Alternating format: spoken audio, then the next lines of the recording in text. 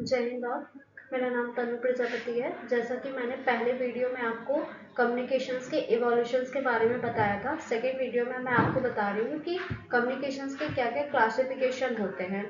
तो classification of कम्युनिक system is, पहला है हमारा माध्यम के आधार पर। माध्यम के आधार पर तीन बताए गए हैं। जैसे पहला मौखिक संचार है, लिखित संचार और अवाचिक संचार। मौखिक संचार का मतलब होता है जो हम बातों को विचारों को बोल कर प्रस्तुत करते हैं, उसको मौखिक विचार ओरल कम्युनिकेशन कहते हैं। लिखित संचार का मतलब है कि जो हम लिखकर प्रेजेंट करते हैं, लिखकर प्रस्तुत करते हैं, वो लिखित संचार में आता है, जैसे कि पत्र हो गया। अवाचिक संचार, अवाचिक संचार का मतलब होता है कि जहाँ पर शब्दों का काम नहीं होता है, जो इशारों से या चेहरे की भाव भंगिमाओं से जो प्रस्तुतिकरण किया जाता है, वो अवाचिक नॉन वर्बल कम्युनिकेशन होता है। फिर दूसरा हमारा आता है दिशा के आधार पर। दिशा के आधार पर इसमें हमारा आता है एक तरफा संचार। एक तरफा जो संचार होता है, इसको हम सिंपलेक्स कम्युनिकेशन भी कहते हैं। इसमें जो डेटा होता है सिर्फ एक ही दिशा में जाता है, सेंडर से रिसीवर तक जाता है। फॉर एग्जाम्पल टीवी या फिर रेडियो। टीवी पर जब भी हम कोई न्यूज या समाचार देखते हैं तो वो बस केवल हम तक आता है, हम वहाँ कम्युनिकेट नहीं कर सकते हैं।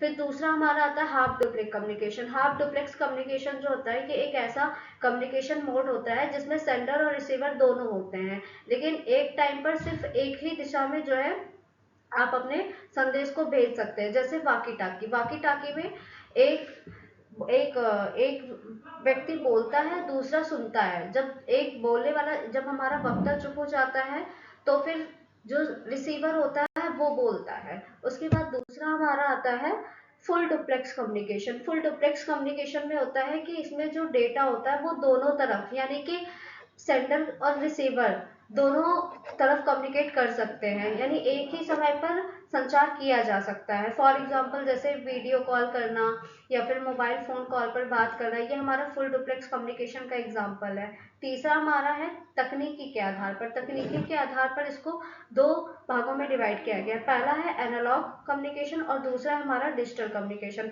एनालॉग कम्युनिकेशन जो होता है, इसमें सिग्नल्स जो होते हैं वो कंटिन्यूअस होते हैं। For example microphone. माइक्रोफोन में क्या होता है कि जब भी हम कुछ बोलते हैं तो हमारी जो साउंड होती है वो उसको सिग्नल में चेंज करता है।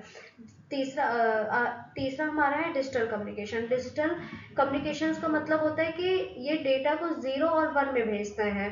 0 और 1 जो होता है वो एक बाइनरी नंबर होते हैं। फॉर एग्जाम्पल जैसे कंप्यूटर है, नेटवर्क है, मोबाइल कम्युनिकेशन, ये सारे डिजिटल संचार के उदाहरण है। फिर है क्षेत्र के आधार पर। क्षेत्र के आधार पर पहला है व्यक्तिगत संचार। व्यक्तिगत संचार का अर्थ होता है कि जहां पर दो लोग आपस में कम्युनिकेट करते हैं, उसको व्यक्तिगत संचार कहते हैं। जैसे एक दोस्त दूसरे दोस्त से बात कर रहा है। तीसरा हमारा आता है जनसंचार। जनसंचार जो कि एक बहुत ही बड़े लेवल पे जो कम्युनिकेशन होता है उसको जनसंचार कहते हैं। जैसे इंटरनेशनल न्यूज हो गया, इंडियन न्यूज हो गया, इसमें जो भी जनसंचार हो रहे हैं, जो भी इंटरनेशनल न्यूज है, ये हमारे जनसंचार के उदाहरण हैं। फिर टाइप्स ऑफ कम्युनिकेशन क्या है? टाइप्स ऑफ कम्युनिकेशन में पहला हमारा आता है इंटरपर्सनल कम्युनिकेशन। इंटरपर्सनल कम्युनिकेशन का मतलब होता है कि जो हम खुद से बातें करते हैं, ये इंटरपर्सनल कम्युनिकेशन है। इंटरपर्सनल कम्युनिकेशन में इंटरपर्सनल कम्युनिकेशन एक व्यक्ति दूसरे व्यक्ति से बात करता है, ये इंटरपर्सनल कम्युनिकेशन कहलाता है। फॉर्मल कम्युनिकेशन का मतलब जैसे कि हमारे जो भी कॉलेजेस होते हैं, यूनिवर्सिटीज में जो भी संचार होते हैं वो औपचारिक संचार में आते हैं। इनफॉर्मल कम्युनिकेशन का मतलब होता है जैसे एक ग्रुप में कई सारे दोस्त बैठे हुए हैं, वहां पर जो बातें होती है वो इनफॉर्मल कम्युनिकेशंस में आती है। फिर दूसरा है हमारा हॉरिजॉन्टल कम्युनिकेशन। हॉरिजॉन्टल कम्युनिकेशंस में जो होता है वो ऊपर से नीचे से ऊपर की ओर संचार होता है। जैसे कि एम्प्लॉयज है, टीम मेंबर है, फिर उसके बाद में किसी भी कंपनी के बॉस, इसमें जो कम्युनिकेशंस होते हैं नीचे से ऊपर की ओर, वो हॉरिजॉन्टल कम्युनिकेशन है। सेकंड हमारा आता है वर्टिकल कम्युनिकेशन। वर्टिकल कम्युनिकेशन जो ऊपर से नीचे की ओर आ रहा है, जैसे कि किसी भी कंपनी का बॉस होता है, उसके बाद मैनेजर होते हैं, मैनेजर के बाद में टीम एम्प्लॉयज होते हैं, टीम मेंबर होते हैं। इनके माध्यम से जो कम्युनिकेशन की जा रही है वो वर्टिकल कम्युनिकेशन है। उसके बाद हमारा कम्युनिकेशन के क्या क्या कार्य होते हैं। तो पहला हमारा जो कार्य है इसका वो है इंफॉर्मेटिव फंक्शन, यानी सूचना प्रदान करना। क्योंकि जब तक हम इंफॉर्मेशन को एक जगह से दूसरी जगह नहीं भेजेंगे तब तक हम तक कोई भी सूचना नहीं पहुंच सकती है। इसलिए इसका मेन फंक्शन जो होता है वो सूचना देना है। दूसरा होता है मोटिवेशनल फंक्शन। सेकेंड हमारा है कंट्रोल फंक्शंस। ये जो है कंट्रोल फंक्शंस, संचार का जो मेन फंक्शंस होता है वो कंट्रोल, बिना संचार के हम किसी भी चीज़ को कंट्रोल नहीं कर सकते। फिर हमारा है second emotional expressions.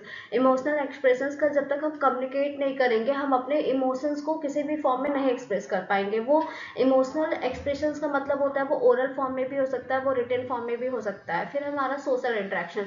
Social interactions के लिए कम्युनिकेशन इज़ वेरी इंपॉर्टेंट, क्योंकि जब तक हम बाहर निकलकर लोगों से बात नहीं करेंगे, एक सामाजिक संबंध अपना स्थापित नहीं करेंगे, तब तक कम्युनिकेशंस का भी कोई अर्थ नहीं रहता। इसीलिए कम्युनिकेशंस का मेन फंक्शंस जो है वो सोशल इंटरेक्शंस भी है। फिर है कम्युनिकेशन के क्या सिग्निफिकेंस होते हैं। पहला हमारा जो सिग्निफिकेंस है वो होता है कि हमारे अंडरस्टैंडिंग्स को इम्प्रूव करता है, यानी हमारी समझ को बढ़ाता है, सुधार करता है। दूसरा हमारा है डिसीजन मेकिंग, ये हमारे डिसीजंस टेक करने में हेल्प करता है। तीसरा हमारा है पर्सनालिटी डेवलपमेंट, कम्युनिकेशन स्किल्स के माध्यम से ही हम अपनी पर्सनालिटी को इम्प्रूव करते हैं और धीरे धीरे हमारा जो व्यक्तित्व होता है वो निखर कर आता है और उसमें धीरे धीरे विकास की ओर हम आगे बढ़ते हैं।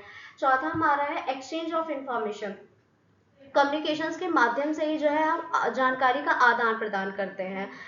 सेकेंड वीडियो में हम समझेंगे कि और कितने प्रकार के कम्युनिकेशंस होते हैं। So thank you so much for watching this video.